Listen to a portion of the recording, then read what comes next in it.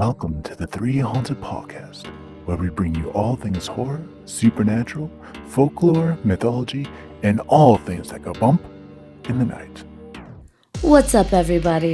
This is your co-host, Ashley Lunar Goddess, Gorilla Girl filmmaker and horror-loving cinephile. I'm just your average podcast-producing badass. I'm John Thomas. Some would say that I go a little too far with my love of all things horror, paranormal, and meta, but I say, talk nerdy to me, and I'm all yours. What's up, ghouls, gals, and all of our ET-loving pals out there? In today's episode, we'll be discussing extraterrestrials and more. For those of you that know us, you know that we cannot discuss aliens without this very special guest. Who is it, you ask? Tune in to find out. But first, a word from our network sponsor. Are you looking for more awesome podcasts? Head on over to withoutyourhead.com for access to the Without Your Head podcast network, where you'll find a variety of podcasts sure to keep you entertained and coming back for more. Welcome back. I'm trying. Welcome back, everybody. Like Ashley said, we have a very special returning guest. We haven't had this guest on since season 2.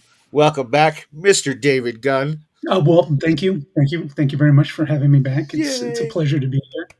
So happy. Well, hopefully this will be entertaining and not boring. So Not a dull moment with you at all. You're far from boring, Mr. David. There is not a dull moment when we have you on. Everybody's enthralled. I actually got messages about your episodes, and I've gotten requests to bring you back on time and time again. So this has been long overdue. Okay, as long as they weren't requests to take it down. So no, it was there's dirty jokes in there. No, they wanted you back on the episode. We're just going to leave it at that. Well, I'm thrilled to be back. Thank you so much for having me on. Just as a side note, I want to congratulate you guys because it seems like you guys have been doing a great job and you guys have been growing. And it seems like you guys have been having opportunity after opportunity after opportunity to talk to so many other incredible people with all kinds of insights and opinions and knowledge about all kinds of things. So congratulations to you guys. Well, thank you. Yes, thank you. And we also have with us today the amazing, phenomenal special guest host of the season and hopefully beyond, BJ Segura. Welcome, BJ. Hey, y'all. How you guys doing? Fantastic. Good. I am so excited about today because for me, it's horror, comedy, and sci-fi. And sci-fi might be like fighting horror for number one. There's just so many things about UFOs and extraterrestrials and everything that I'm excited to get into. And I've listened to the past episodes with David, and you are very knowledgeable, and I love that. Well, thank you for that. I mean, I would never claim to be all knowing, all seeing on anything like that. I mean, I know I can only talk about my own experiences in my life, and much like you, obviously because I'm older and whatnot. But from the time that I grew up as a kid into adulthood, I got to live through the time and period when UFOs went from like the 1970s, when it was, it was talked about in a way that wasn't quite so popular culture wise.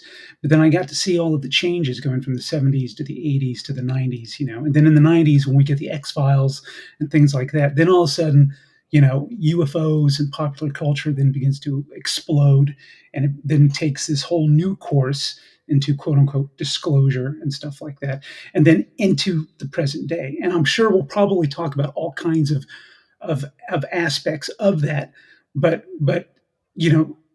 we hinted this behind the scenes before when I was talking about, but it's kind of like we're now at a point in 2023, and I know we're going to talk about aliens and UFOs, but now we're in the territory where it's like if you grew up at the time that I grew up in, believing what I believe in, you're now faced with the quandary where now there's so much stuff that you absolutely don't believe because you think it's now been weaponized or that it's being used by the government or as a psyop or what have you or whatnot. So this subject matter is pretty fascinating when you think about where it started, where it's gone, and where it is right now. So, but I'm sure we'll get into all of that. So, Well, ain't nothing to it but to do it. So, where to you, like when you talk about where it started, where do you envision that first began? well, I think for me as a kid, growing up in the 1970s, and kind of like what BJ was saying, because obviously I have a big connection to sci-fi, I have a big connection to horror and stuff like that. So we were lucky enough when we were kids growing up that our parents weren't too controlling about what we got to see on TV or movies. So a lot of my childhood was spent watching things like science fiction theater, which would come on Saturday afternoons, or there'd be the Friday Fright Nights, and even though there'd be the Vincent Price horror films and Peter Cushing and stuff like that, every now and then you would come across the quasi documentaries that would play during these things, and this is even before Spielberg even does Close Encounters of the Third Kind. So back then in the 70s, you did have all these kind of like documentaries that were being done about Bigfoot, Loch Ness Monster, UFOs, aliens. You had TV shows at the time, which that was another part of it too, was watching shows like Leonard Nimoy's In Search of and stuff like that. So there was actually a wealth of stuff out there. I mean, not so much so, but if you were paying attention, the subject matter, since it started from the late 1940s into the 50s, it had finally arrived at a point in the 1970s where it was being talked about, it was being covered. That was also the beginning of the time too, when they would do. There's the I forget the name of the title of it, but it was the famous movie that was done about the couple, the black and white couple who were abducted. They had an encounter, but they didn't know that they had an encounter until they had gone into hypnosis, into therapy, Right. because Betty they and were trying Barney to Hill. accuse. Yeah, Betty and Barney Hill. Yeah. So, and I remember seeing that as a kid on a science fiction theater afternoon, and then we had talked about this before. And the last thing in the 70s, as I was getting older and watching this stuff, and you would come across these programs or TV shows, and then even occasionally in the newspaper, you would get an article talking about an unidentified sighting of an object that wasn't explained. Uh, but that's when we had talked about, I had that conversation with my dad, who was in the Air Force. And my dad, who was a navigator, and then he was a captain in the Air Force, and he flew during Vietnam. He told me, and he shared with, subsequently through the years, he had shared with me and my brothers, Chris and Carl, whatnot. He basically talked about his two accounts of seeing UFOs. And one was in his childhood in the 1950s when he was a kid, and he and his friends were playing outside in their neighborhood, and this was in Missouri back at the time, and they saw an object in the sky, which he described at the time as being kind of cigar-like, and all the neighborhood kids and even some of the parents who were out there on their patios, they didn't know what the hell it was. They didn't know what it was going on. It wasn't anything like any of the present day aircraft that would have existed back then. Wasn't a dirigible. It wasn't like a blimp or anything like that. And then when he was in the Air Force, he had that encounter when he and his crew, they were on a cross continental flight, where they came across an object that basically was coming right at them, and then shot across them. Uh, and then my dad explained these things to us, but then also talked to us about the culture of the Air Force at that time. You didn't talk about those things. If you had that kind of an experience, if it's certainly if you were in any kind of service, as it were, you zipped your mouth, because otherwise you were going to be stationed at an outpost in Siberia, or something like that, or you wouldn't be able to move your way up through the ranks, because they would shut you down, and they would just label you as a kook, and you wouldn't be able to move forward. But him and his entire flight crew, they always agreed on what it was that they saw. They never wavered or changed their mind about all of that. Um, so so growing up in the 70s, and then being able to see these programs on TV, and then having your own father talk to you about his own experiences, both as a kid and then as an actual officer in the armed service, your worldview begins to kind of open up to, okay, well, here's my dad, and my dad is telling me that even he can't tell me categorically that what he saw wasn't real. So So if that's my father telling me that, why would I ever take issue with that? So then that kind of gives you the freedom, you know, to basically have an open mind, basically for the rest of your life. Now, me myself, I've never been fortunate enough to see a quote unquote UFO. I've stared at the stars in the sky plenty of times, and I've seen all kinds of things that look odd to me. But I've never had an experience that would have been so close within my visual range as something like my father was able to experience at two different times in his life, or as so many other people in their lives have been able to experience. And because the subject matter is so kind of explosive in the sense that it's like, yeah, the field is filled with a lot of crackpots, a lot of hoaxes, a lot of people looking to make a buck, to sell a book or to sell a TV show, or whatever the merchandise is, whatever the angle is. But at the same time, and it's the same thing with the paranormal experiences that people have, there are a population who don't really go out of the way to report what they've seen. They have had experiences. And for some of them, it's been traumatic. For some of them, it's been disturbing enough that they spent most of their lives just trying to get away from it and to forget about it, you know. But for them, it's a very real thing. But your basic question was, where did it start for me? It started for me as a kid in the 70s, being exposed to the subject matter, uh, and being exposed to it and again, and it's very important for me to stress this, because it's like I grew up at the time period, because people love to make these arguments about, like, oh well, this is all the byproduct of a mass psychosis through pop culture and all that kind of stuff. I grew up at a time when that did not exist. Okay, you only had three networks. You had ABC, CBS, and NBC, and then you had PBS, right? Maybe some people, they had cable, they had Channel Z. Okay, but you didn't have the internet, you didn't have smartphones, you didn't have all of this availability to mass indoctrinate people with any kind of ideology or kind of thinking process. This was something that was traveling across the world, not just the United States, but it was a phenomenon that was being documented, and it was being documented in one country after another, after another, after another.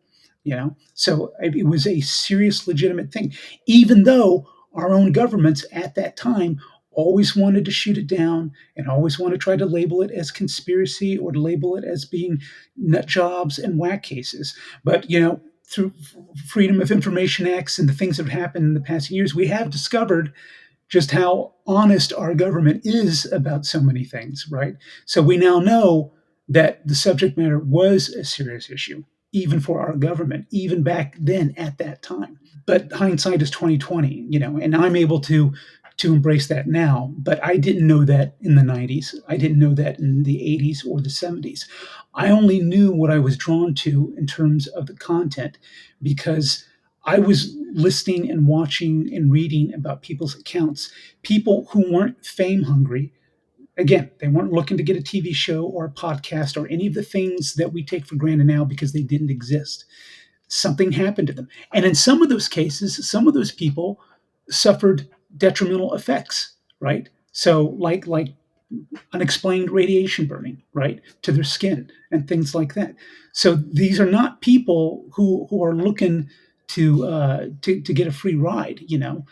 They were looking for answers, things that no one would give them fucking answers to. People just shut them up and tell them, you don't know what you're talking about. You've imagined it. You know what I mean?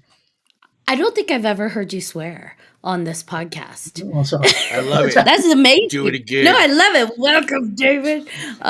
We were hoping we'd break you at some point. No, I'm just kidding.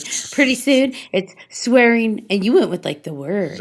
You didn't start small. You're best. like, Apologize. Sorry. No apology needed. No. Well, since you asked that, then because you guys are younger than me, let me ask you. So, when did the subject matter become something that you guys were aware of? X-Files. Pop culture. I'm not gonna lie. I think, because here's the thing. My dad was one of those people who is one of those people that watches the conspiracy shows. And I don't remember what they're called anymore. I just remember watching them as a kid. And I'm talking about, you remember when they would have like the whole thing about like the devil on earth and finding like the mark of the beast everywhere, and like they would have that kind of content, so very conspiracy like. And so aliens did come up there, but I think most of my concept of extraterrestrials did come from pop culture initially. Over time, I think that that has shifted as, we've gotten more access to things, through the internet, through articles. Again, that's all subjective in terms of who's writing what with their bias, but there's so much more now that I think if you read everything, not everything, but you know what I mean, you start to read multiple perspectives, it's a little easier to find threads of like, okay, well, this person's trying to disprove this. This person's trying to prove it. This person's not sure what it is. But you know what I hear through all of that? There's something. They're all speaking to something that, for example, recently, did you guys hear about, or I say recently loosely, over the summer, that object that crashed into the backyard of that Las Vegas home? And they watched it, they called the cops. The cops came, well, on the body cam footage, the cops also caught it in the air. And it was funny because when they were talking about what had happened afterwards, the police, the two cops that responded to the call, one of them didn't want to go to the house. He himself was like, I don't know what the hell that was, but that's not right. And he didn't want to go. They went anyways, but this is a discussion occurring on their body cam footage. Like, they just don't want to go. They go, they don't find anything actually there. They do find damage. They do find that something occurred, but they don't know what. Now, what's funny is how quickly that was shut down. It made the news really fast, but then after that, there was not much talk. So I actually looked into it a little more to see what happened, right? What came of that?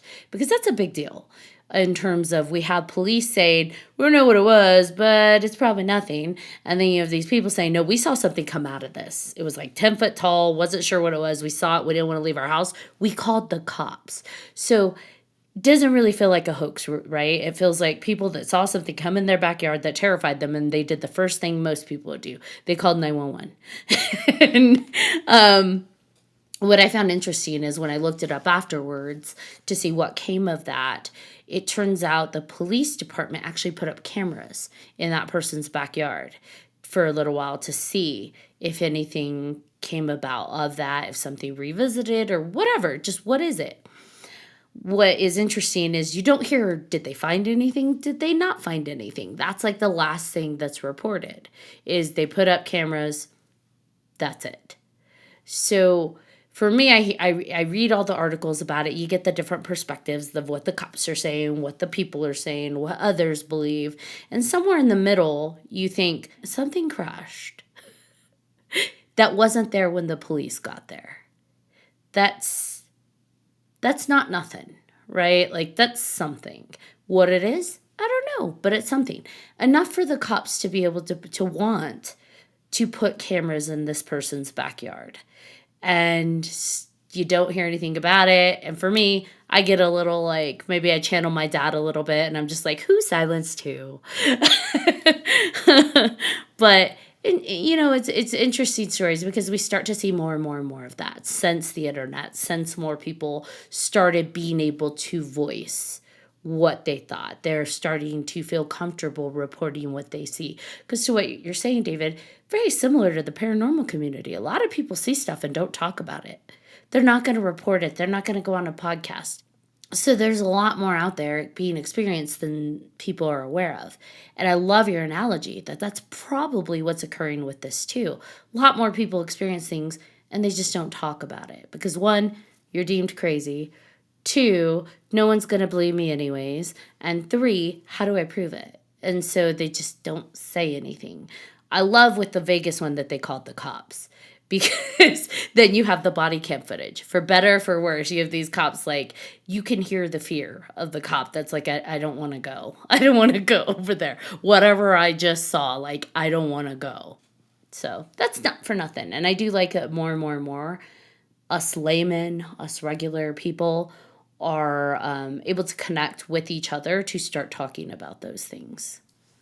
Yeah, if I could add to that, I that situation in particular, I thought the most compelling, convincing thing about that account when it was happening is that police officer's body cam footage, because you clearly see some kind of a blue green streaking that is going through the sky as it crosses over. You clearly see that. And it was funny to me, at least from where I was at, from what the coverage I was getting, it, there was that was being played, and then all of a sudden there was this next video that was now being passed around, which I believe was supposed to be purportedly the family members going to their fence, or going to their fence looking in their backyard, but nothing really happens in that video. And then it seemed like, and I remember that time being like, well, the the police body cam footage plays across as just a modern day mundane contemporary footage, except that there's something in it that's out of the normal. But then that footage of the family going to the fence, going to the gate, looking in their backyard, but then you don't see anything. That, to me, I was wondering, okay, is this orchestrated? And it kind of falls into what you're talking about. It's kind of like, so, and I'm not saying like the family is faking anything, but this is my distrust of things, where things get, where something real could be happening, and there are multiple ways that agencies, government institutions can try to want to shut things down, right? So the first one is to just say, don't believe your lying eyes, right? The second one is to create doubt, right? So if you had something that was authentic to begin with, then give the public something that comes across as being something that then could then blow up in someone's face and be like, well, this is bullshit. And so there was a part of me that was wondering, well, is that what's happening now? Is this weird footage with the family at the fence at the gate? Is this some kind of rehearsed thing that's been put together so that it will blow up in people's faces, and so people would walk away from it and be like, okay, you're fucking wasting my time, and then people move on. It's a little bit different, but then again, I'm still distrustful of it. But in the last few years, or even going back further, you've had various pilots who've gone on to shows like Joe Rogan and stuff like that, who are sharing the videos of what's called the flying pill, right? Which is basically the camera footage from their aircraft as they're running exercises and they're tracking an object that is behaving in a way that they can't understand. And these things pop up, and it's your brain begins to wonder, okay, well, so are we in the disclosure age? So are things finally beginning to crack? But then you wonder again, it's like, okay, no, are things just being given to us piecemeal? Because it's basically to hook you in and then to turn around and have it blow up in your face, so that ultimately you will turn around and you'll walk away from it, so that you won't pay attention. And again, I'm not saying that family was faking anything or anything like that. I just wanted to add that body cam footage was the most compelling thing that I saw from that entire experience. And I think because of the age that we live in now with AI, right, with deep fakes and everything like that, the truth becomes harder and harder and harder to capture. It becomes harder and harder to find, and harder to report on, right? Because now you have all these various interests that have their own agendas, right, whatever they may be. And so, it's like, how do you get to what really happened? How do you get to what is the actual truth? So I wish there would have been more documentation with that family. I wish there would have been, more follow up. And see, and again, that's another sad thing, where you yourself had to take the initiative to go and follow up and find out, well, what did happen? Because that's exactly what happened. It just kind of went away. And that happens so many times. I'm having like hardcore deja vu moment right now. That was me the last couple of episodes. Definitely had that.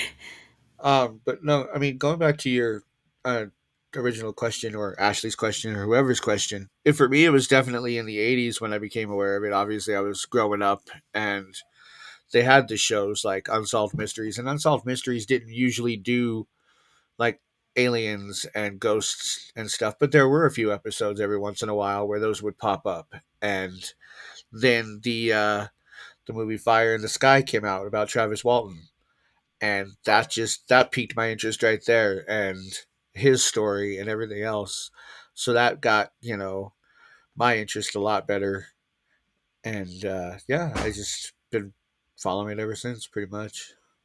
Well, then, John, could I ask you in your life when you were growing up, even though these things were beginning to kind of pop off to you, whether it's through media or whatnot, in your life, did you ever come across someone or meet with someone who shared an account or an experience or anything like that?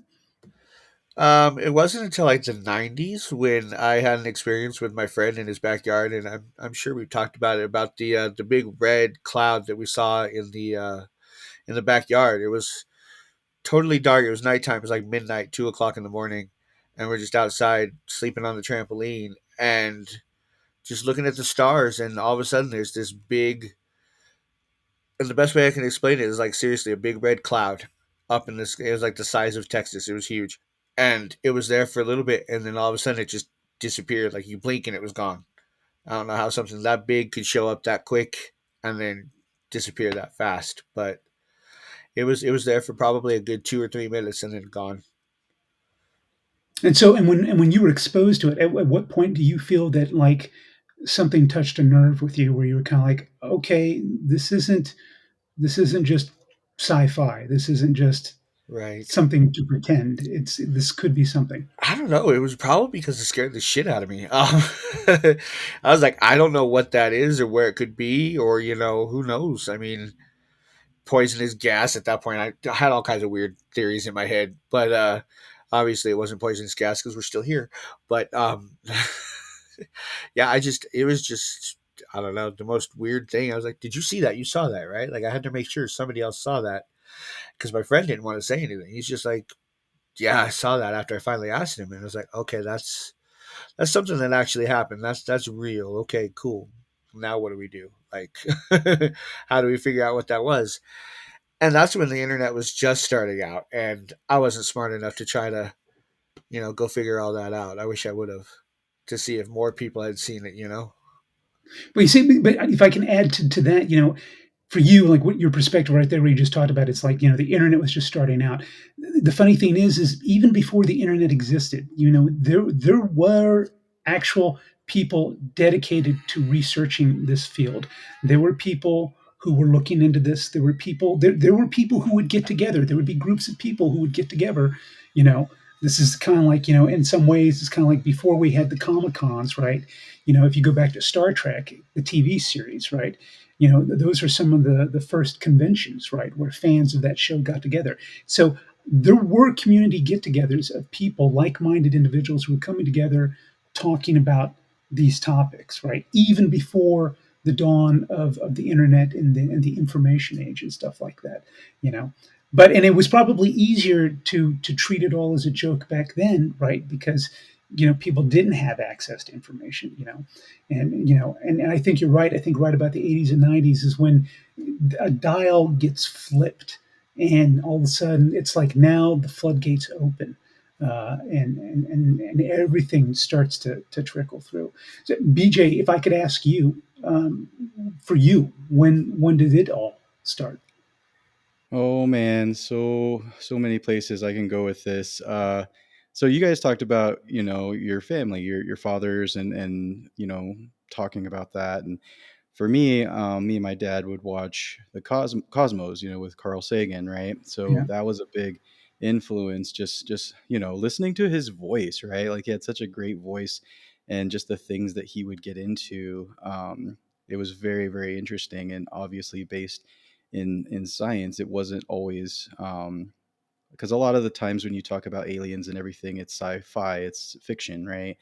But the things that I loved about him is it was more, he was a really really smart man, and just the things that he would get into, you're just like, wow, like stuff that you wouldn't normally think about. But that's on one end of the continuum. The other end for me would be like ET, right? ET, aliens, one of my favorite films that doesn't get enough credit is Starman, right? Yeah. Yeah. So Starman, John Carpenter's Starman, and that one I love that movie so much, and it just brings up for me a lot of questions where can aliens take a human form and those kinds of stories. And that's a lot of stories that a lot of people want to know, is that how, if aliens were to come here and if they were to have the human experience, there's a lot of movies that do that, right? What would that feel like for them, right? What would they, how would the experience, and I think John Carpenter did a good job with that, explaining like, well, everything's new, everything's different, everything's, eating apple pie for the first time, right? Like getting punched in the face, having sex, Yeah. right? Like all of that kind of stuff. It's like, well, what is what does that feel like for an alien? Because that's one of my big questions. As I get older, it's like, yeah, I mean, I don't know if it's the right opinion, thinking that aliens aren't super physical, right? Like they're all like, it's more telepathic, and in that they're, because they're a lot of bodies of extraterrestrials, or at least maybe it's a stereotype that they are frail and they're not like, they're not muscular and all that kind of thing, because the physical part of living isn't as, for some entities, may not be as necessary. And so I think that the human aspect of where we're at, I think that maybe appeals to aliens, and maybe their curiosity, right? It's like, these beings are so tied to the physical. Um, how do they make that leap, if it is a leap forward? So it's not 3Haunted unless something wacky goes on with our technology while we're talking about aliens. And here we are. Technology did not disappoint. So, Men in Black, I hope you're having fun with us. Here we are. Where was I? Oh, yes, BJ, you're wrong. I'm kidding. So, that's a joke. Different perspective was basically just that you have these entities that are external to us, different than us, that we have no idea who they are, how they work. If we go by just, UFO phenomenon, they're probably way more advanced than us. We really don't know what they look like, what they think, any of that other stuff. Some do, but we don't. And yet we as humans have this like idea that they partially look like us, so they must behave like us. They must want the same things as us, including sex. We were going to talk about this earlier, sex and aliens, because that's a thing. There are movies about propagating with aliens. I'm sure there's a whole porn section out about science fiction adult content. Because it's our nature. It's our nature to be curious, right? Especially when something very much presents similar to us, arms, legs, head, torso, everything human-like as far as we've presented in pop culture. And even when we think about in the old days, when there was like the star people being referenced, they were described as somewhat human-like. So it would only be in our nature to put some of our own properties onto them to project that. With that said, though, that's arrogant. Only because we don't know. Maybe in a world far advanced from us, sex isn't necessary to propagate.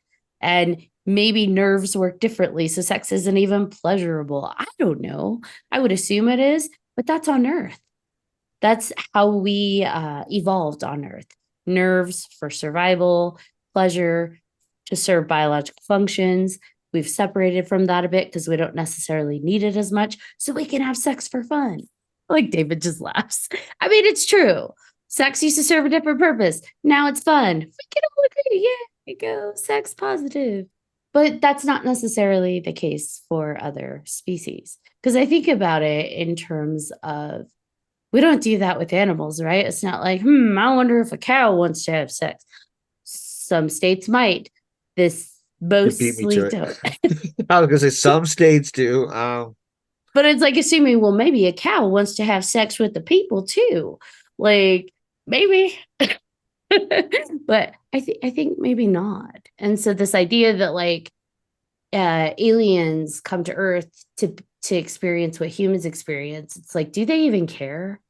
Like, is that something where they're like, I want to regress back, like to, or maybe not even regress, that may not even be an evolution of, they just might be something completely different. So, I mean, I'm going to be honest. I don't go around saying, I wonder what a cow life would be like. I'm going to go graze in a pasture for a while and see how that goes. Someone tip me over. I don't know. Like, it just, I try to, like, I get it. We can only think through our lens of the scope of our experience. But I think sometimes us as humans get in a really bad habit of assuming that we are the top. And so, like, of course, something would want to be like us. Of course, something would want to experience and live like us. When in reality, it's like maybe there's something different out there that's elevated, or maybe it's not even comparable. I don't know. What do you guys think? I I think I should defend myself real quick. It's not an Um, argument, BJ.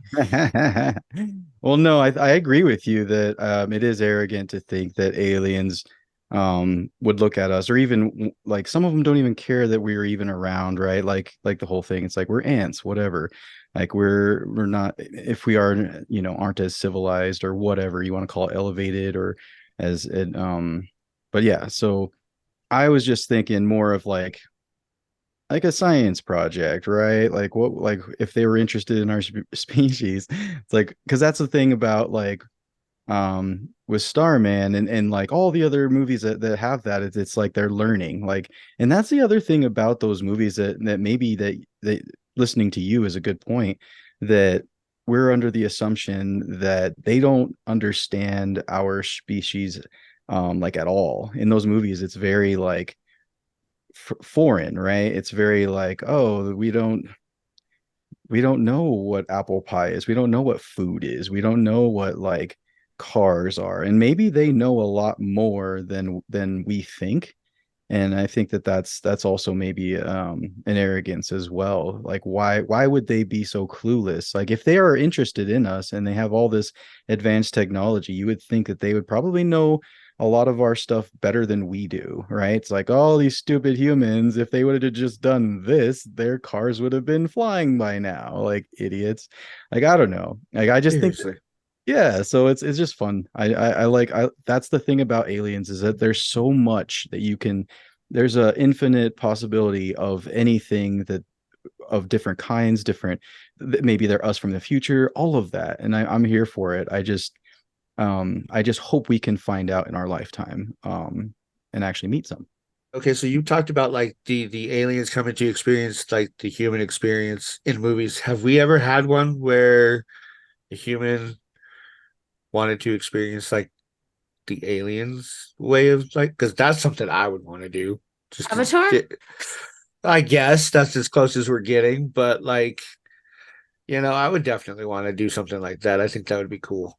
Experience a species of aliens' lives just to see how it is. Well, the abduction stories, right? Like, or Well, close encounters of the third kind, right? Dude left his family. He's like, peace out. I'm gonna go hang out with the aliens. And so, I think there's that, but like to the extent of maybe becoming one of them, um, that would be really, really cool. I mean, the closest thing I think about is the movie Cocoon, right? Love the Cocoon movies. The Wilfred Brimley and all the is it Jessica Tandy, right? Just all of them and the fun that they had. They got life. Their life force was they were basically a fountain of youth because they were by these cocoons with aliens in them, and then they got to travel with the aliens and be exposed to all the different things out in the universe. And I think that's what you're talking about. That's the draw, right? Because you want to go, you don't want them to just come here. You want to, I think most people, well, I don't know about most people that are interested in that, may want to get on an actual ship and go somewhere instead of just live out an experience like a here, right? right. I mean, as long as there's no anal probing and stuff like that, I'm good. But I will go like willingly, just don't perform surgery or anything on me. I don't need none of that. Like, we're cool. Well, if I could go back to what Ashley was saying before, because Ashley brought up something that I think then kind of becomes this bigger thing where it's like, the whole thing about when you talk about either the sexuality or aliens wanting to have sex or stuff like that. To me, you know, the visitation, and even when you talk about it in terms of like the historical record, right? Like even before the Roswell crash, right? When we go further back to that and we talk about, there are biblical accounts of a lot of things that people refer to as being heavenly visions, right? Or visitations, that those could have been argued as being alien encounters as well. And I've heard this talked about before with people who believe that, when I think I forget which book it is, but they talk about that the fallen angels wanted to sleep with the women humankind, right? And the whole belief of that was that by procreating and fusing with what humans are, that was the closest way to basically to bring them into our world, to become tangible, right? To have an influence over us. And I know we talked about this before. There are people who believe that aliens are in fact demons and stuff like that too. But I can understand an advanced alien species, right? Or any advanced intelligence looking at us and thinking of us as ants, or thinking of us as insignificant, but also recognizing that there's something very unique about us. Because I always imagine, and I could be completely wrong, but I could see, and it's been argued by other people, that higher advanced societies, higher advanced beings would probably be more akin to kind of collective thinking, right? They would be these it doesn't matter how many of them they all act as the one, right? And that's probably something that would stand out to anyone or any being of that kind when it comes to human beings, is because when you take us on an individual level, we are absolutely, completely unpredictable. We live and breathe and die by our own individual passions, and we're governed by them. And one person does not necessarily act out in the same way in the interest of the other, or the other, or the other. So as a species, I mean, we're so chaotic and so unpredictable. I could see where an alien species would be fascinated by us, because we represent the exact opposite of what maybe some people would consider to be higher ordered evolution of beings, whether it's terms of a society of flesh and blood society, or again, if we're going back to spirituality, where the belief of like, well, why do we need bodies? Well, the way it was always kind of argued with me, both in religion and spirituality, is that the physical body, the physical dimension world, is a world in which we are allowed to play out the tests and the exercises that we need to do in order to learn the lessons that we need to learn that have an impact on our own spiritual being, right? So I can see something similar like that, where like alien beings would need to make physical contact with us because of the way that they are, whether they're just beings, because I've seen this argued before too, where alien beings, if we're talking about Greys, or the Venusians, or take your pick of any of them, where it's been argued before that what we see as the encounters are not actually the actual real beings, that they're either drones, right? They're drones being operated by another intelligence or another being, and that intelligence or being could be something that isn't even in physical form, right? But it needs to take a physical form in order to interact with us, because we exist in a physical form. So, and I know I'm combining a bunch of different things here, but I guess my thing was I can understand everything from sexuality, the physicality involved with sexuality, because it brings you into the physical dimension, and being able to interact with and alter and have a decision in the outcome of where we go. Because then that's another argument that had been made before. If you go back to the chariots of the gods and stuff like that, where people have talked about where our whole history is littered with accounts of experiences and interchanges with alien beings who came and interacted with us and altered the course of our evolution. There are people who believe that the aliens, in fact, were the ones that helped to wipe out the dinosaurs, and that they came and created a whole new evolution of living systems that would be us, and that we are basically the generation of a generation of a generation of a generation of a generation of a downgrade of a generation of what they were. And so like what BJ was talking about, where you're talking about like, a science experiment, where it's like, okay, so what did we do wrong what can we change this time? And let's see if we can make that happen. And again, I don't have the answers or whatnot, but what the point I want to make is like when you start thinking about this stuff, I always think about alien beings. I never put them in one kind of little category. I always I always entertain the possibility, just as I'm a religious guy. I have my own faith and whatnot. So I believe in something that I can't see, right? I believe in God. So it's the same kind of thing for me, where I could expect that there are life forms, that there are energy forms or being forms that are not of the three-dimensional physical world, that exist in a different kind of realm. But in order to interact with us, they have to have a way to enter into the physical realm, right? At the same time, I'm not saying that there couldn't be insectoid type alien beings who are physical and whatnot, and so I'm willing to accept that that's a possibility as well too. But the big thing for me is that I think that we are unique enough, that we are special enough, even though it may be dangerous. I think we are unique enough that we would be unlike so many other living things that may actually exist in the universe. That even if we are at the bottom of the ladder, we're still worthy of a look. You know what I'm saying? Yeah, I don't like I think about that though, and that still it draws me back to this idea that they would have to be far superior to us. Even if it's like, well, we're going to get physical with humans and reproduce, there is a very hard biological set of factors that have to occur for them to be compatible to reproduce with us. We can't reproduce with other species just naturally, right? Like that's not a thing. If we were to have any kind of like, and I know they're doing that in science right now, they're trying to, merge and cause like hybrid species. It may be, but like in terms of just biological compatibility, I mean, we can't even procreate with our cousins, primates, and it's not, Oh, well, I you don't mean our can. real cousins, I mean our primate cousins. And like someone's not going to get a gorilla pregnant by having some fun Friday night time with them.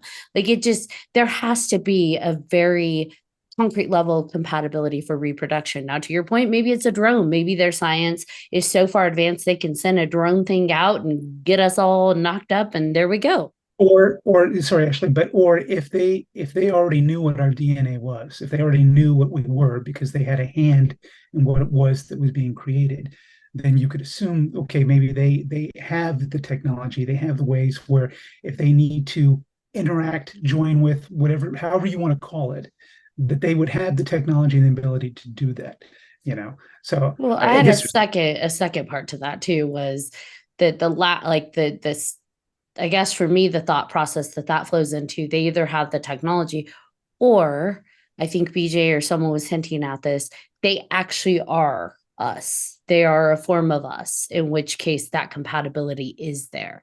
Or they created us, to what you're saying. Maybe they have the DNA, we're the science project.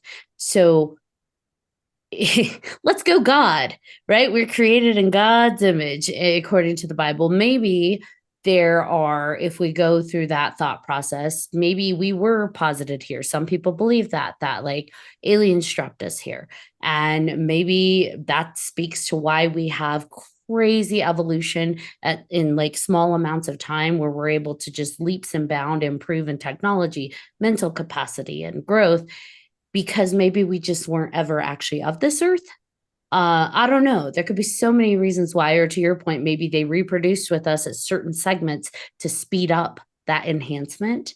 I don't know, but there's a lot of theories, right? That when you step back and look at it, it's like maybe it's one of them, maybe it's none of them, or maybe it's a little bit of all of them. I did have a question, and I love where you're going with this.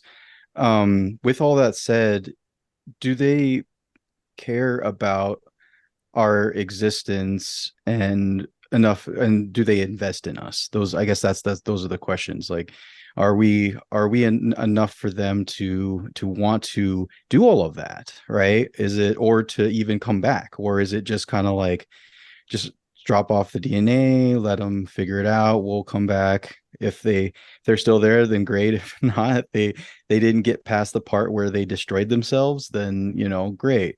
Or are they there to help us, right? That's my big thing, because I've seen a few things where I can't remember what it is, but one of the messages from extraterrestrials that people have said is that they're here to make sure that we progress, that we're not going to end our civilization, right? That humanity will move on to the next stage of evolution, and they're here to help us. I mean, obviously with the atom bomb, right? With all of that happening, I feel like since that's happened, we've had a lot more contact, because I feel like having that kind of power to destroy ourselves in such a short time, that it's almost like maybe a parent catching their kid doing something they shouldn't be doing. It's like, well, I think maybe we need to step in or guide them, if they care. And that's kind of the question. I don't know. I'm just kind of being a smartass here, but with your first part of that thing, all I kept thinking was alien Tinder. Like, do they care? Do they love me enough? I don't know. They left me on red. What the fuck? I mean, let's say hypothetically, they are, coming in and they're the reason we're evolving, like little spurts of evolving that's going on, advancement. It's really hard unless you completely get rid of us and put a new version of us in place, to get rid of some of the older programming. So I could see that being frustrating, as like, we got to recondition this, but that original primal's in there. So they're still trying to like caveman each other, but we grew their brains too fast. So they're using atomic bombs to do it versus like, clubs. And hopefully that's not a thing. But I think, David, you mentioned something earlier. I could be wrong. Maybe it's something from previous, but that like when bad stuff happens, the sightings increase. So times of war, times of stress, that people talk more about sightings. And I wonder if maybe what BJ's saying tracks. Like the parents like, oh, here they go again. Damn it. We got to get out there and like, we got to stop them. This is kind of the problem with where ufology and this stuff kind of evolved to, because it's like at the end of the day you have all these kind of different warring camps about ideas about the things. There are those who believe that they are our friends, there are benefactors, they're benevolent, that they want to help us, they want to guide us. There are those who believe that they think that we are a resource, right? Or that our planet is a resource, and that they just, whatever it is, if they need, there's a protein that they need from us, so they need to harvest, like you were talking about, anal probing and stuff like that. And then there are those who believe, that we are of no consequence to them, that we are of no interest to them at all. I mean, there are even some scientists who've made the argument, it's like, well, yeah, they could exist, but why would they even come here? But then kind of like what BJ talked about before, and it is kind of interesting how it's like, even though historically, even before, because there were UFO sightings in the Old West, right? Before the atomic age, before World War II, there were sightings, there were documentation of people having experiences and things like that. But when we entered into the atomic age, right, things did change, right? And all of a sudden, it's almost like we popped up on someone's radar. Now, there's some people say that's bullshit. It's like, no one's paying attention to us, whatnot. But I completely can't subscribe to that viewpoint too, where it's like, even if you don't care about us, I could still see an intelligence, whatever they are, still thinking that's taking a moment of being like, well, we don't really care about them, but they're now playing with things that if we're not paying attention to them, what are they going to do and where are they going to take it? And maybe, and I know that, there's been all kinds of, guru new age type stuff that people have come up with or whatnot. But even if you subscribe to the view that they don't care about what we do on our planet, right? Because eventually the earth is going to be destroyed eventually one day anyway. So I mean, that's the life of the universe. But I can see them being concerned about that if we as a species are able to allow, if we can survive outside of killing ourselves, if we can actually reach the stars, if we can actually travel from world to world to world, then it becomes a matter of like, well, what are they going to do? Are they gonna burn the whole house down? And so to me, I mean, I don't, my mind isn't made up. I can't really tell you one way or the other if I think that they are friend or foe, if they're just a casual observer, if they're just like like you're talking about, like a watchful guardian or parent who just wants to make sure that we don't step out of line. But I do subscribe to what BJ was saying. Was I think that once technologically we entered an age when we started messing with the physics of the universe, all of a sudden, again, like I was saying earlier, I think we became something worthy of paying attention to. Whatever whatever those beings, and again, we're not just talking about one possibility of one race of beings. We're talking about a cosmos filled with all kinds of beings who could consist of any kind of matter, whether it's genetic, flesh, or energy. You know what I mean?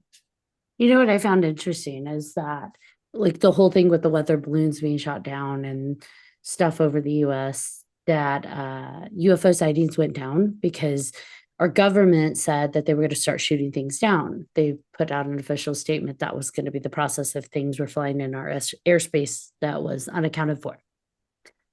And I found interesting, there was an article that came out that said that since that has been stated, that's been a stance that's been known, sightings in Canada have actually gone up. So Canada is actually seeing a big increase in UFO sightings. And I think that's pretty interesting because let's say it's aliens. They don't want to be shot down. So they're like, screw you guys, we're going to Canada. They're nicer there. Isn't it funny, though, that they say that they're going to start shooting things down, but then at the same time, you'll see pilots testifying to the fact that they can't even keep up with these objects.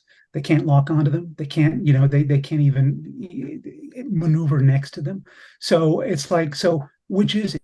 We have the technology to shoot them down, or we don't have the technology to shoot them down. I tend to think we don't.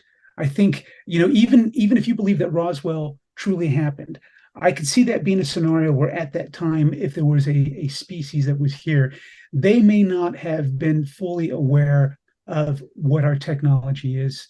And maybe it was just, a bad coming together of circumstances where their ship or whatever it is ended up getting impacted by something of our technology.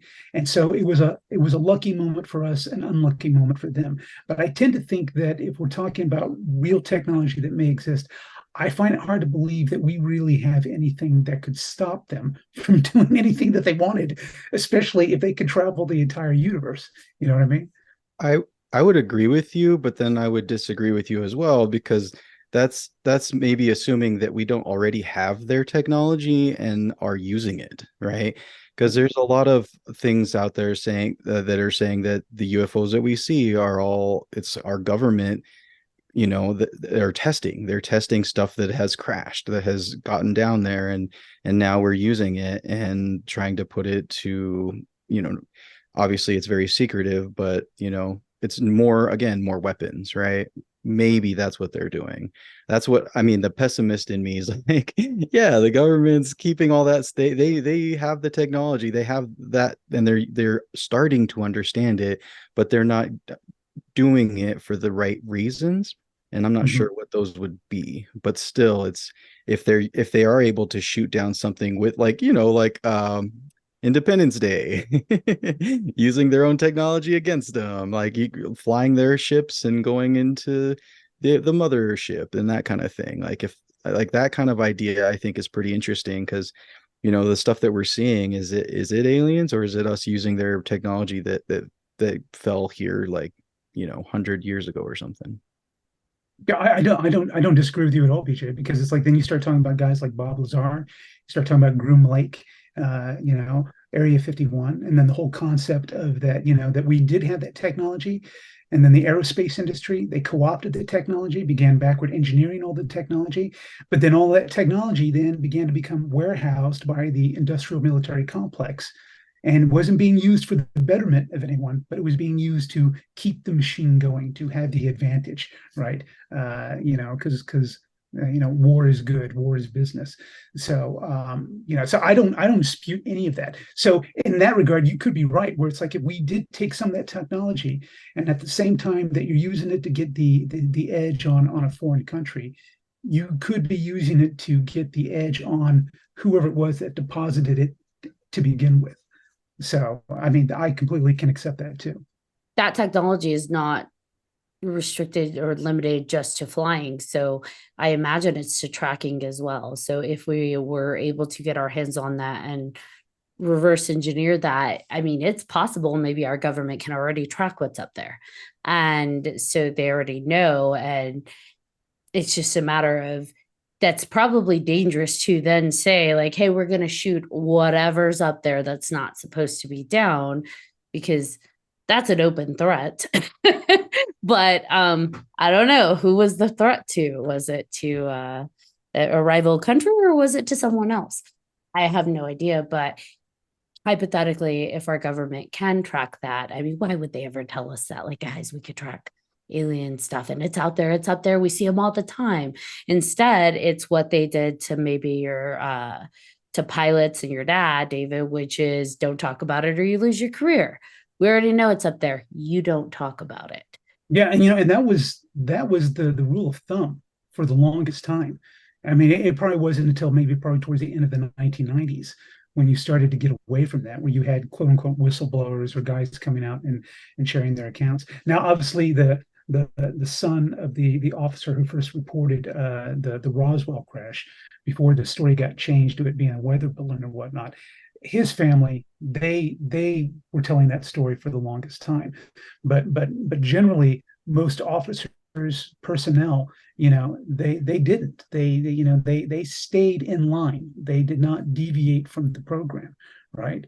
I wanted to add one other thing to it. And I know we probably talked about it before, but when BJ brought it up about, like, well, having the technology, that technology, right? And even you, actually, it doesn't apply to just the aerospace industry in terms of things flying. There have been people who've written essays talking about, like, isn't it rather interesting that our world went through a rather radical technological advance in a very short amount of time? I mean, if you think about where we were at the 1900s to 2005, if you think about where we were at 1945 to 2005, the jump in our technology and the pace of that technology, and that includes everything from computers to circuitry to plastics to you name it. I mean, it's unparalleled, because that's never happened before in the evolution of our species in any society anywhere on the earth.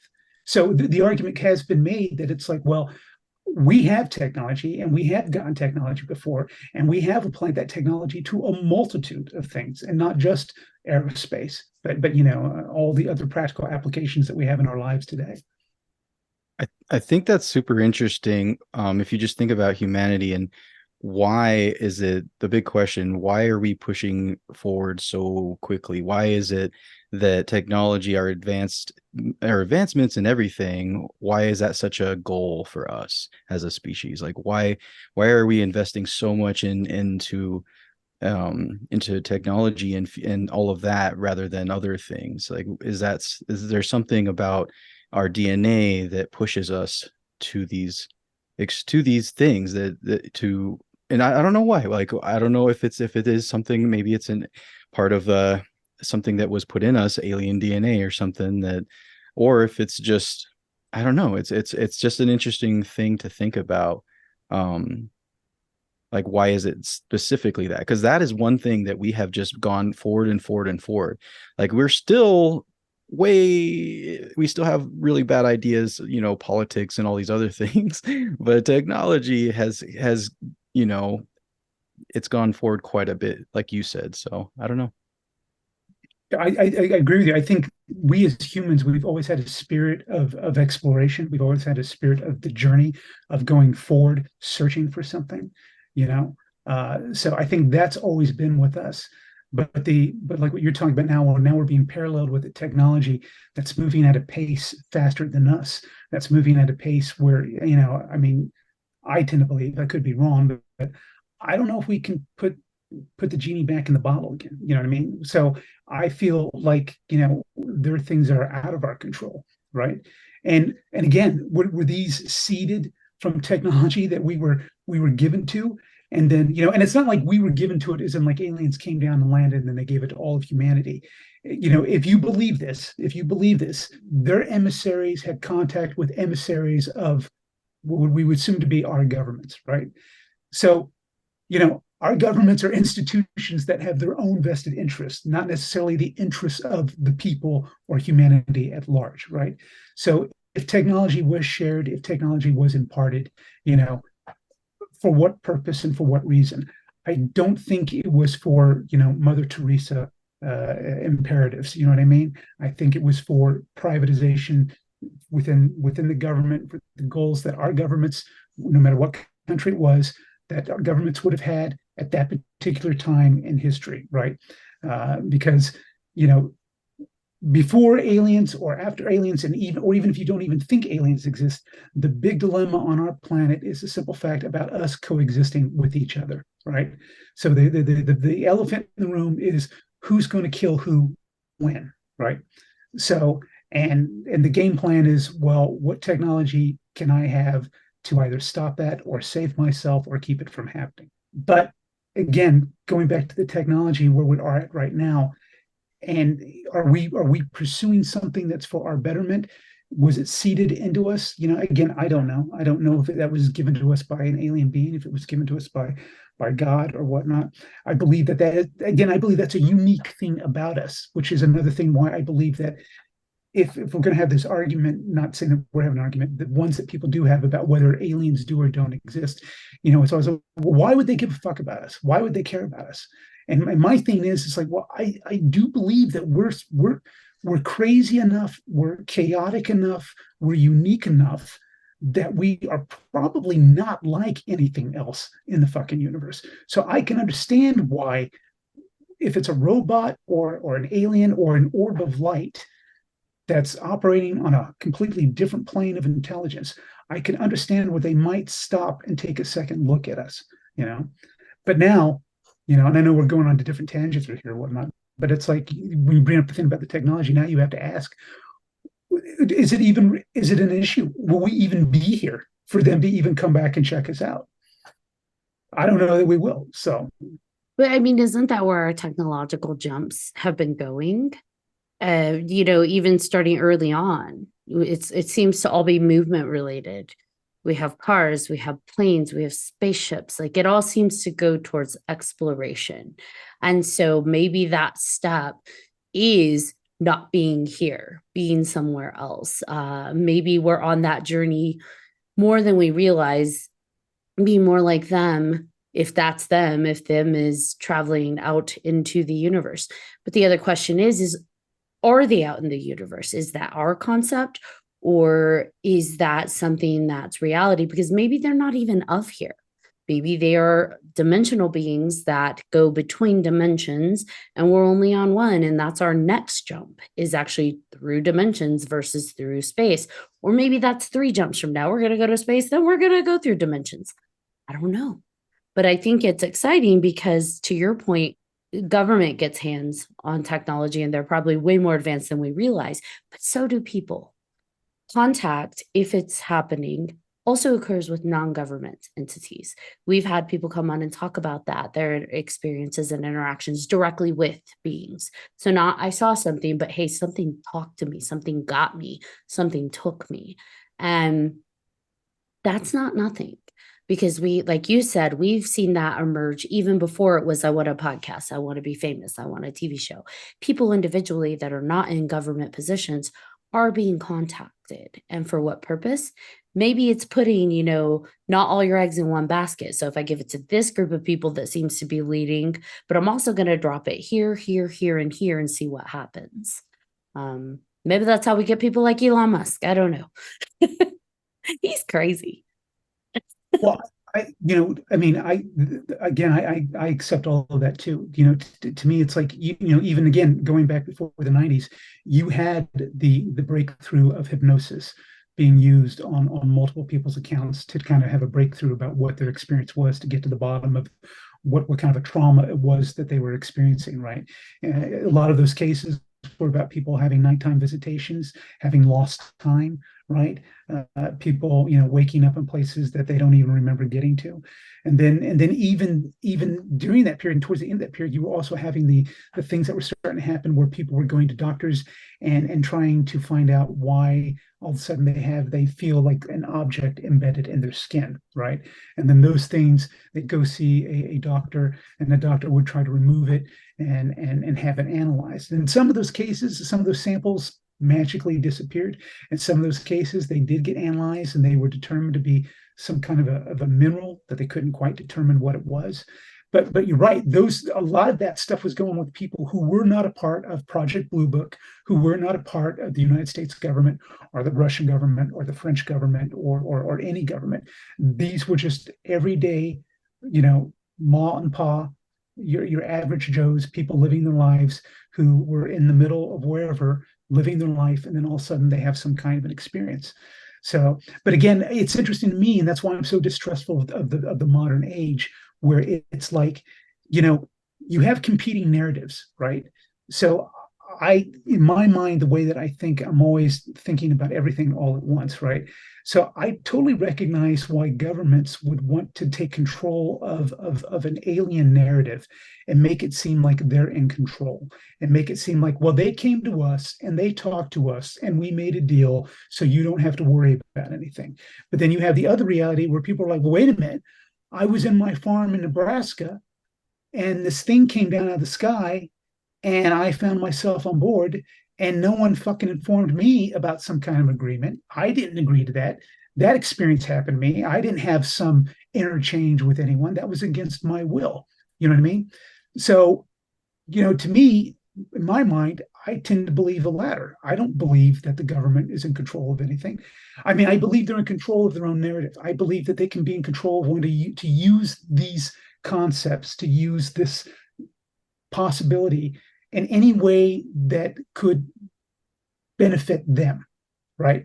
But not us, not the individual, not the average person.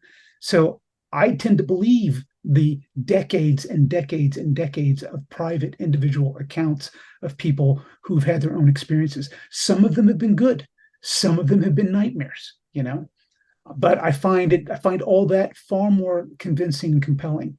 So that's where I tend to lean. Okay, so we've talked about the past, the present. Where do we think the future lies when it comes to extraterrestrials in terms of us? I think that we're going to I hope anyway, that we're going to get some of the answers, get the answers to the questions we've been asking. Like there's so many questions that we've had tonight about all the different things, and just a clearer picture on where we exist in the universe. Where's our place? Why, right? That's the big question. Why are we here? What is our place? What is our purpose? And hopefully, maybe they have nothing to do with us. It's just the way the way they evolved and everything else is completely different, but they still want to teach us, or still want to maybe help us out, maybe. But yeah, I don't think it's necessarily exclusively like they know us well because they created us. I feel like there's a bunch of different kinds of entities out there, like you said, cross-dimensional and all of that. And I just hope that we can get some of those answers and just understand everything a little bit better. Because again, like there's all these questions, like you get abducted. Why? Like why if aliens are talking to the government, why is it just them? Why are they being so hush hush about it? Why are they starting to now release the information? And that's what's got me excited, is that they are starting to come out with all this stuff, and there's a reason for that, and I'm excited to find out. Yeah, I agree with you, but I don't think that it'll be in our lifetime where we get all the answers, or at least most of them. Unfortunately, it might not even be in our own kids' lifetimes. I think it'll be further on down the road. That pause was everything. I agree with you, but I don't. In our lifetime.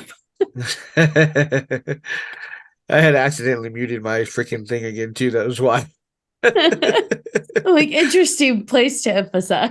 BJ's like, I'm tired of you all disagreeing with me. Everybody's hating on me tonight. He's like, I don't want to be part of this podcast no more. Screw you guys. I'm going home. If it's any consolation, David disagrees with me a lot on this one too, and I'm like, how dare you break my heart, David Gunn? How dare you? No, I don't disagree with anyone. What I always do is I always entertain every single possibility, because I'm not arrogant enough to think that I know what the answer is, because I'm sure whatever the truth would be, my gut feeling is it would be something that I could never have conceived of, and it would just fucking blow my mind. So all I can do now is think about all of the finite possibilities that a simple guy like me, David, can think of. And I didn't mean to cut you off, John, but I was just going to add where I think this is going. I would love to think that we're going to get the truth. I don't think that we're ever going to get the truth from our government, or any government for that matter. Again, just for kind of like I hate to sound like a tinfoil hat guy or whatnot, but I don't trust anything that comes from our present day institutions. I think they've all become so corrupted. They're all driven by their own purposes and their own aims. I feel like if there was going to be a moment of truth, if there was going to be a moment of disclosure, it would have to be something that is so large on a worldwide scale, and would have to be something that would be able to be experienced by individual people, so that they could know through their own living experience, through their eyes, their ears, their senses, their interaction, that they would know that what they were interacting with was present and it was real, and that they could validate it for themselves as being like, this is the truth. What form that takes, I don't know, but I feel like that's the only way that it could ever really happen. I would love to know the truth, because the gut feeling that I've had is that, and maybe it's just a byproduct of growing up the time that I did, but I feel like I mentioned here, we talked about, the 50s, the 40s, the 1800s, the dark ages, the biblical times. We have accounts and witnesses and descriptions of things that have been going on for as long as we've been alive, right? And so I agree with what BJ is saying, where it's like, I feel like the universe is actually probably filled with multiple species or multiple races, and that we've all been kind of orbiting each other for a long time. But, unfortunately, if you want to call us the youngest kid in the family or whatnot, we're so young, we're so small that, we haven't had the millennia of evolution to hopefully survive and arrive at a technological point where we could be like they are, right? Like they probably are, in terms of being able to understand how to, whether it's interdimensional, whether it's spatial, whether it's time travel, whatever the case may be. But I feel like where we're at right now, I don't think that the truth or the disclosure is ever going to come from some authoritative source. I feel like it would have to be something that's got to, it literally has to blow up in everyone's face, to the point where you can't ignore it, where it didn't matter what news network or what government official was saying. Your neighbor, you're standing outside, you're all looking at the same thing, you're all seeing the same thing, and you're all going, what the hell is going on? So that's what I think it would take. I did have one last thing, and I love that you brought up time travel. It just reminded me of the movie Arrival. I just love that movie, and just how they use, they brought up languages, and people, whatever language you come from, you experience the world in a unique way. In that movie, obviously, the aliens, the way their language is expressed is not in time. It's absent from it, or it extends beyond our understanding of it. So that way you can time travel, you can connect. And I find that very, very profound and very interesting. And that may be one of the ways that we interact with them. I think that would be very cool. And yeah, it's probably gonna be something very different than what we would assume communication is like, and I'm here for it. Could I add something to that then, since BJ kind of landed on that? is it too crazy to think then that even we may be different from different species, that maybe there might be certain things that might be universal? Because like when he was talking about the possibility of the way that you interact and the way you would need to be able to interact by going in between time, well, we, even though we're physical beings, we have a complete history dealing with the power of our dreams, right? And then there's the concepts that people have believed that they have traveled through time and through space, that they've interacted or that they've had influences on outcomes of events through dreams. There is the whole concept of astral projection, right? So is it so crazy to think that even though we may be talking just in limited terms on in a general sense, when we're talking about the stuff about like us, like I'm going to talk to this guy and I'm going to shake his hand and I'm going to write out a paper for this guy or whatnot, but that our communication and our ability to maybe arrive at certain truths might be derived from some of these kinds of other things that we are already part of our makeup, even though they may be kind of viewed as, goofy paranormal type stuff or whatnot. You know what I mean? Why, David Gunn, I'm so glad that you brought that up.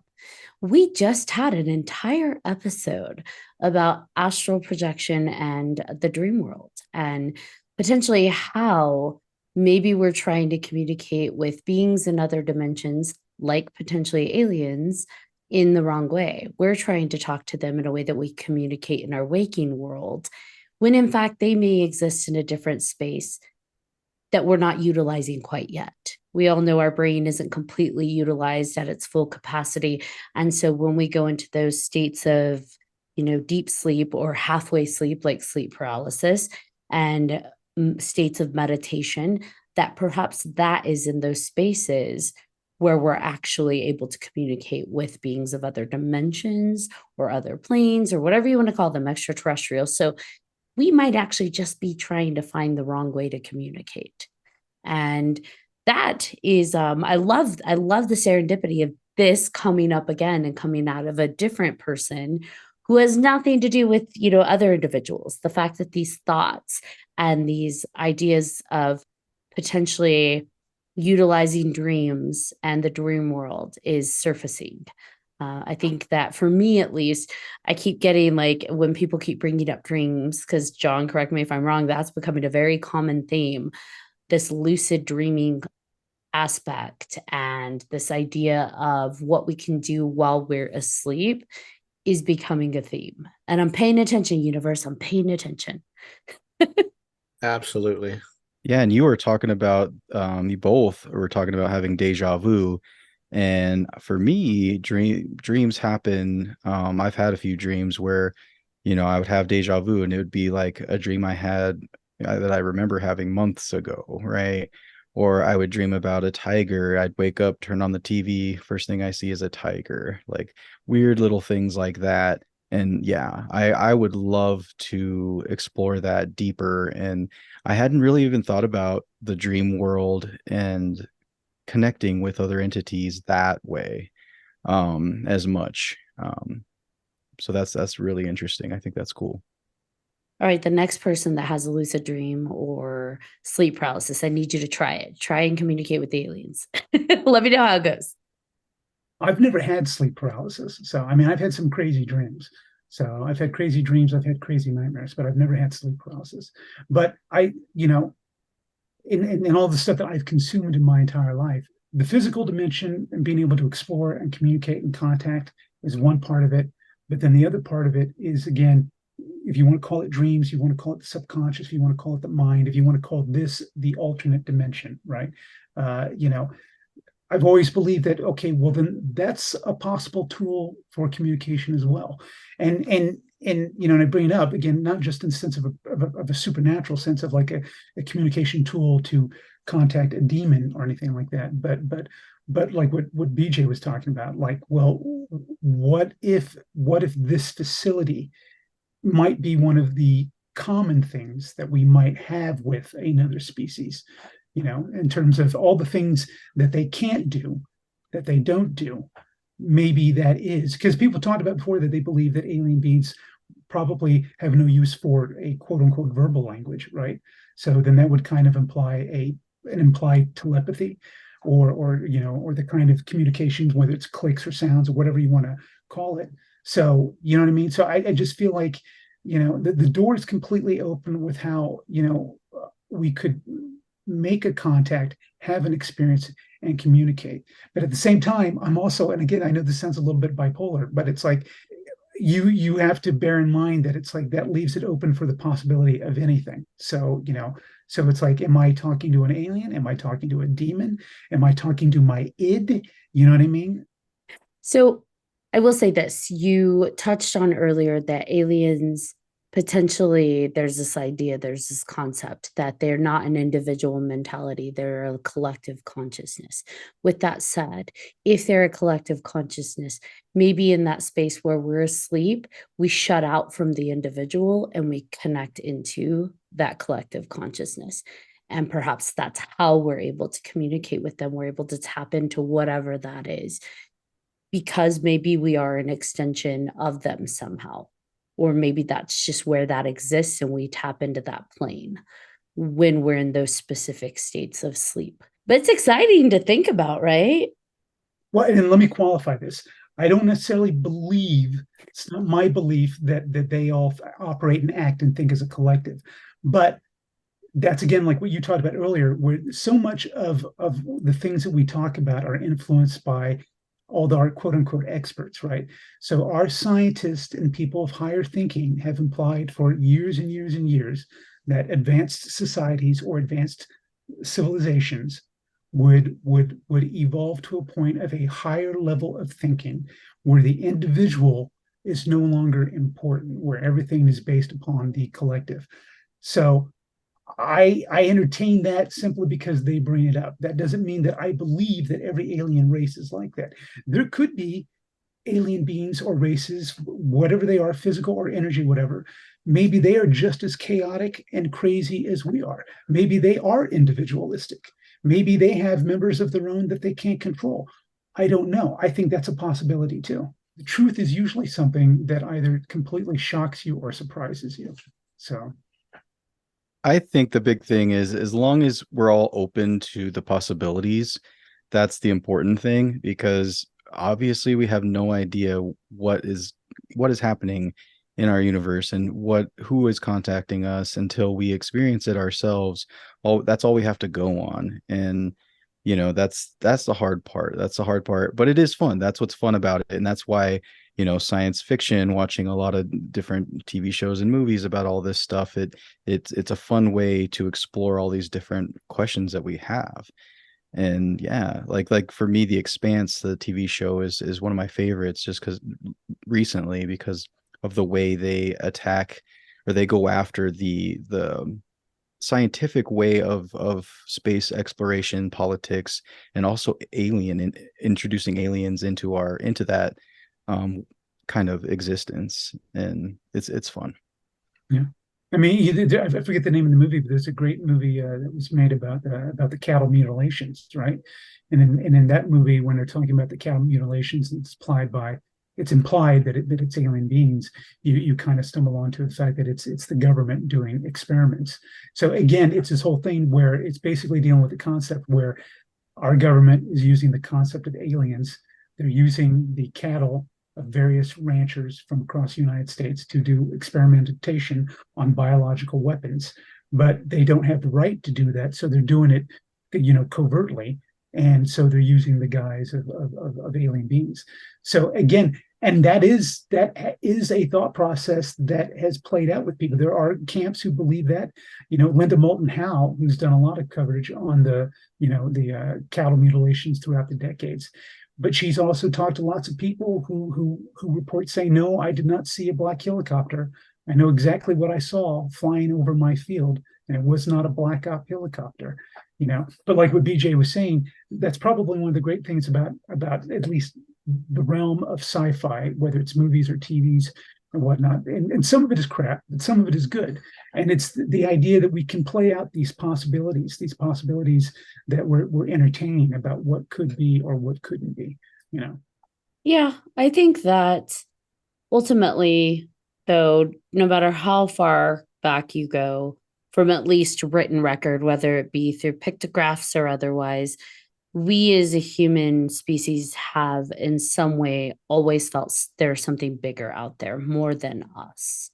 Some report contact, some just report beings and describing them very vividly, very, detailed. I think no matter where we go on the scope, whether we attribute it to aliens or God or spirits or whatever, we still have something inside of us that believes there is something more out there. And I think as long as that always exists, we're always going to be looking to the sky. We're always going to be searching for more because we feel it. And I don't know. I think it's exciting. There's something exciting in that, right? It always gives us something to be a little bit, hopefully, more optimistic too. I know not everybody views it that way. They're like, oh, aliens bad. We're all going to die. But I think maybe once we can kind of shelf that fear a bit, we might be able to do a little bit more with finding what's out there. I agree with it.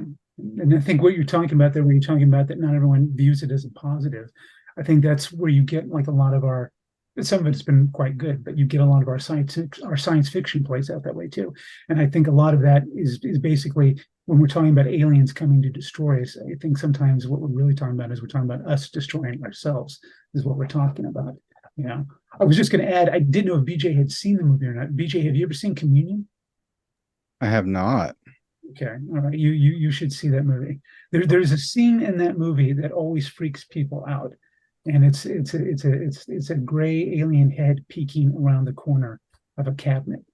But this is I believe this is Whitley Strieber. I believe this is his account. It could be wrong about, but I think it is. But you should see the movie with Communion because that's a when you talk about science fiction, talking about the concept of aliens and visitation and what's going on, a person having these experiences, it's actually pretty engaging. Yeah, I think people just get I will definitely check that out. And I think with what Ashley was saying is I think part of the issue with people having like that negative aspect, negative view, it is science fiction stuff, right? Like I think of Aliens or Alien or Predator and all of those, you think about these monsters. It's like these monsters from space, right? And so that's the other part of it. It's people get scared of the unknown, and that's I think one of the big things is fear. It's excitement, but it is a big fear because you don't know. And I think that's part of the fun of having this big continuum of sci-fi where it is the grays, it is like fun aliens like ET, it is the Predator, it's and I think that's the fun of it. Well, that's the thing about this too, right? That represents not just the fun, but that's the thing that scares everyone, right? Is the fact that you might wake up one day and realize that everything that you were taught was either a lie or it was wrong, you know? And so that can be a pretty scary thing in and of itself. George Lucas is full of shit, man. Well, guys, this has been a pretty flippin' awesome conversation on extraterrestrials. David Gunn, you never disappoint. You're amazing. Does anyone have any final thoughts before we start to wrap it up? Well, I'll just say that it's like, again, like I've said before, I don't have the answers, but I am one of those kinds of people that I'm always looking for the answers. I hope one day there will be an answer, and then if it doesn't come in my lifetime, I hope maybe to the other side that I go, I hope maybe I'll get an answer then, But I will say this: I do not believe that we are alone. I do not believe that we are the only beings in the universe. I've seen too many things. I've heard too many things from people I know, my father. I've seen so many other accounts, so many things I've read about and stuff like that from people not pursuing fame, people not looking for anything, people just looking for understanding. You know what I mean? And so I don't know what it is, but I believe it.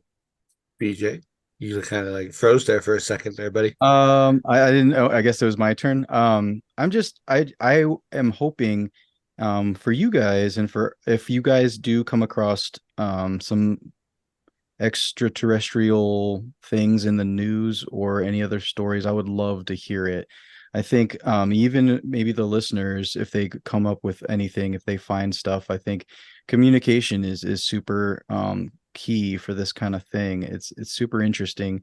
I mean, to find out, because everybody gets their media in different ways and finds the news in different ways. And I'm just so curious to see where this goes, because I think it's just happening more and more. And so if people can just, reach out and let us know about their experiences, I'd love to hear more.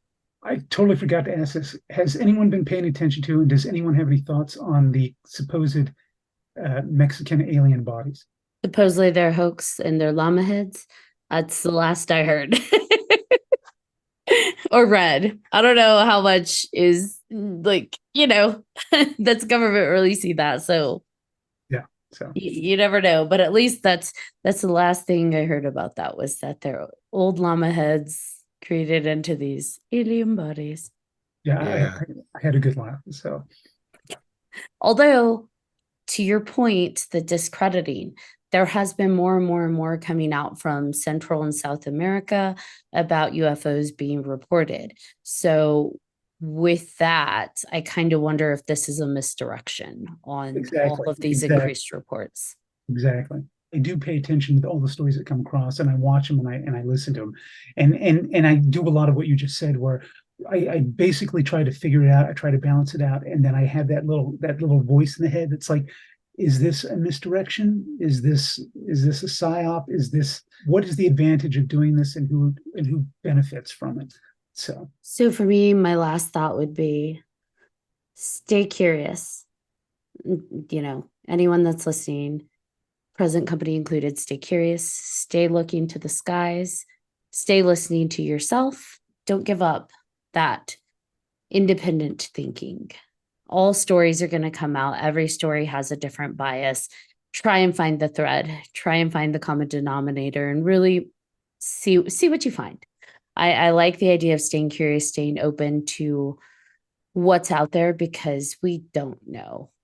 We don't know what's out there. So never let that be your limit. John Thomas, what about your final thought? Pretty much agree with you. I do believe, I want to believe, I will always believe. And curiosity is a fantastic thing. So, like you said, stay curious. And like BJ said, please, everybody, let us know what you guys think. All of our listeners, send us some weird alien shit. We're down. Like Ashley sends me stuff all the time. I love it. That's your my poor final thought. inbox. I love it though. I know I sent you everything: cryptids, paranormal, extraterrestrial. Because a lot of it I don't even see. Like I'm like, all right, cool, this is awesome. Like, sweet. I'm your taboo news You source. are. All right, John Thomas, do you want to bring us home? I do. Thank you, David, for coming on to this episode. It has been 2 years too long, my friend, and I'm so glad to have you on here. Yes. Always a pleasure. Thank you very much. It was a pleasure to be back with you guys. So, and again, congratulations to you guys, to everything that you've done and everything that you've built. We missed you so much. I love you, David Gunn. I love you too. Thank you. Yes. And thank you to all of our listeners for listening to this episode of 3Haunted Podcast with your host. I'm John Spooky Thomas. I am Ashley Lunar Goddess. And I am BJ Segura. Segura que sí. I'm going to do it every time, BJ. Every time. If you have any questions, comments, or episode suggestions, please feel free to email us at 3hauntedpodcast@gmail.com. And if you haven't done so already, you're slacking, but we still love you. Please like and follow all of our social media. You don't want to miss an amazing guest like David, an amazing guest host like BJ, and more awesome alien fucking craziness. Until next time.